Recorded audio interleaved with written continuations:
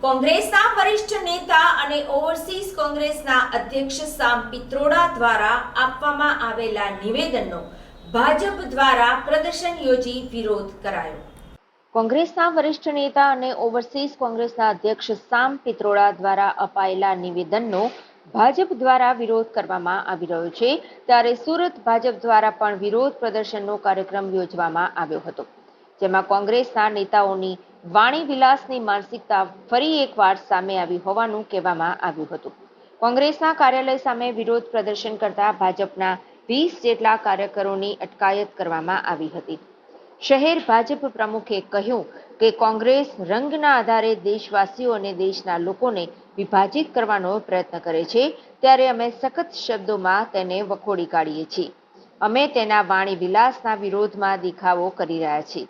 કોંગ્રેસના અન્ય નેતાઓએ ભૂતકાળમાં પણ વડાપ્રધાન વિશે પણ એલફેલ નિવેદનો આપ્યા હતા, જેથી અમે આ નિવેદન આપનારા પક્ષના વિરોધમાં દેખાવો કરી રહ્યા છીએ। કોંગ્રેસના નેતા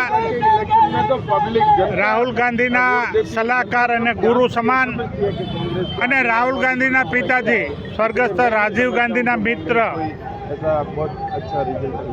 હંમેશા કોંગ્રેસની નીતિ રીતિ નક્કી કરવામાં એમનો મુખ્ય રોલ રહ્યો છે। એવા ઓવરસીઝ કોંગ્રેસના અધ્યક્ષ સામ પિત્રોડા દ્વારા જે આ દેશને 4 ભાગમાં વહેંચવાની અને એ પણ રંગના આધારે વહેંચવાની જે વાત કરી છે એને અમે સખત શબ્દોમાં વખોડી કાઢીએ છીએ। આ અખંડ ભારત છે, અખંડ ભારતની અખંડિતતા જળવાઈ રહે એના માટે અમે લડતા આવ્યા છીએ, વર્ષોથી લડતા આવ્યા છીએ। જ્યારે ચૂંટણી વખતે રાજકીય લાભ ખાટવા માટે વોટ બેંકની રાજનીતિ કરવા માટે સામ પિત્રોડાએ આ નિવેદન આપ્યું છે, એમને અમે સખત શબ્દોમાં વખોડીએ છીએ અને આવનારા દિવસોમાં પણ અમે અખંડ ભારત માટે હંમેશા લડાઈ લડતા રહીશું।